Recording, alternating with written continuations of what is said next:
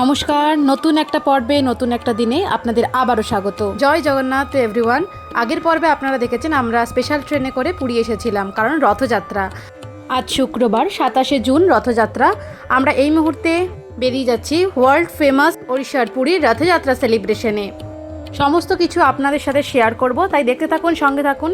জয় জগন্নাথ। আজকের রথযাত্রা মহাসমারোহতে আমরা ভেবেইছিলাম আমাদের অনেকটাই হাঁটতে হবে। রাস্তা সোজা হলেও ব্যারিকেডের কারণে অনেকটাই ঘুরে ঘুরে আমাদের যেতে হয়েছিল। শ্রী জগন্নাথ টেম্পল অ্যাডমিনিস্ট্রেশনের পার্কিং দিয়ে যাওয়ার পথে দেখতে পেলাম এখানে অনেক মানুষই খাবার খাচ্ছেন। জানতে পারলাম শ্রী জগন্নাথ টেম্পল অ্যাডমিনিস্ট্রেশনের তরফ থেকে এখানে বিনামূল্যে ভক্তদের খাবারের আয়োজন করা হয়েছে।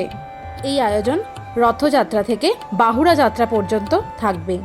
তাই যে সমস্ত ভক্তবৃন্দ মহাপ্রভু দর্শনে আসবেন তারা অভুক্ত থাকবেন না। আমরা এবার এগিয়ে চললাম বড়দাণ্ডে প্রবেশ করতেই দেখলাম অসংখ্য অগণিত মানুষের ভিড়। সবার মুখে একটাই জয়ধ্বনি, জয় জগন্নাথ। মহাপ্রভু জগন্নাথ দেবের কৃপায় সেই দিনটি একেবারেই গরম ছিল না, ছিল খুবই আরামদায়ক। এত অগণিত ভক্ত সমাগমের মধ্যেও কেউ যদি অসুস্থ হয়ে পড়ে তার জন্য চিকিৎসা ব্যবস্থাও খুবই ভালো। এত মানুষের ভিড়ের মধ্যেও অ্যাম্বুলেন্স যাওয়ার রাস্তা ঠিকই। We are so much blessed যে আমরা এই মুহূর্তে জগন্নাথ ধামে দাঁড়িয়েছি, তা আবার রথযাত্রার মতো দিনে। জাস্ট বিশ্বাস হচ্ছে না। জয় জগন্নাথ, জয় জগন্নাথ, জয় জগন্নাথ, জয় জগন্নাথ, জয় জগন্নাথ। এবার আপনাদেরকে বলি আমি কিভাবে মহাপ্রভুর দর্শন পেলাম। সত্যি কথা বলতে রথের মধ্যে মহাপ্রভুর দর্শন মহাপ্রভুর কৃপা ছাড়া অসম্ভব। সেদিন হঠাৎই এত ভিড়ের মধ্যে আমি অসুস্থ হয়ে পড়ি। সেদিন কিন্তু গরম ছিল না, কিন্তু বুঝতে পারলাম না আমি কেন অসুস্থ হয়ে পড়লাম। আমাকে অসুস্থ দেখে হঠাৎ করেই কিছু মিলিটারি যারা সেদিন ভলেন্টিয়ারি করছিল তারা আমাকে ওই ভিড়ের মধ্যে থেকে বার করে হঠাৎ করে একদম মহাপ্রভুর রথের সামনে দাঁড় করিয়ে দেন। কিছুটা অস্বস্তির ঘোর কাটাতেই চোখের সামনে মহাপ্রভুকে দেখতে পেলাম। তারপরের ঘটনা আপনাদের দেখাচ্ছি। এত সৌভাগ্য কোনোদিনও হয়নি।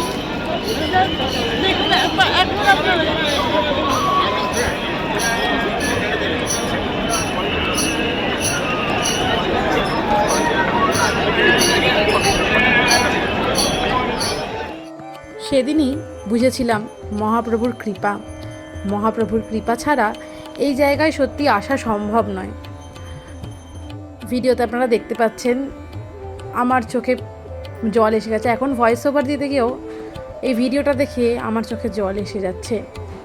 সত্যি কিছু বলার নেই। জয় জগন্নাথ। মহাপ্রভু সবাইকে কৃপা দৃষ্টি দিয়ে রাখুক। আমার জীবনে প্রথমবার রথযাত্রায় পুরী যাওয়া, আর তারপর এই ঘটনা আমার জীবনে সারা জীবনের একটি খুব গুরুত্বপূর্ণ স্মৃতি হয়ে থেকে যাবে। মহাপ্রভু শ্রী জগন্নাথকে এখনও সাজানো হচ্ছে। এরপর আসবেন পুরীর রাজা, তিনি এসে ঝাঁট দেবেন। ঝাঁট দেবেন বলতে সে অর্থে সোনার ঝাঁটা দিয়ে তিনি ঝাঁট দেবেন। তারপরেই রথ এগিয়ে চলবে।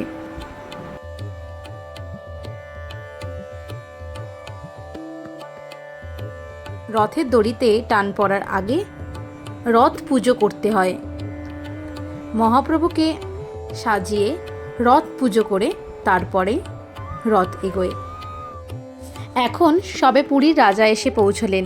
এরপর তিনি রথ পুজো করে রথের চারপাশে এবং রাস্তায় ঝাড়ু দেবেন।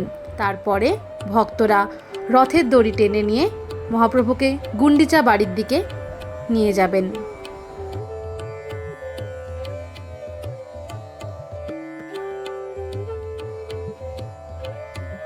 সবার প্রথমে যে লাল আর সবুজ রথটি দেখতে পাচ্ছেন সেটি হলো বলরামজির রথ, তালধ্বজ।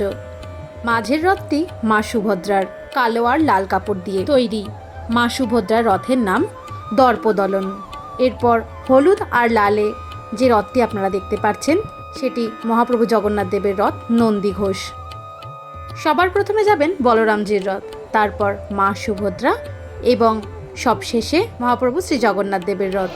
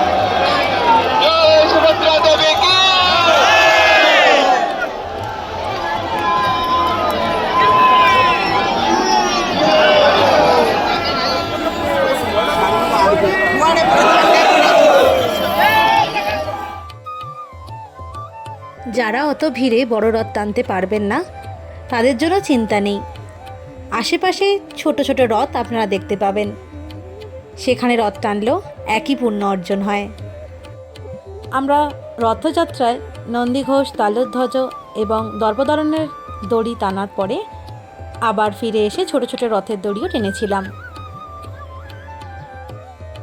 আজকের ভিডিও তাহলে এখানেই শেষ করছি। কেমন লাগলো অবশ্যই কমেন্ট বক্সে জানাবেন। ভালো লাগলে একটা লাইক, শেয়ার অ্যান্ড সাবস্ক্রাইব করে দেবেন। তাহলে আপনাদের সাথে দেখা হচ্ছে পরের পর্বে। ভালো থাকবেন, সুস্থ থাকবেন। জয় Jagannath. Thank you so much for watching.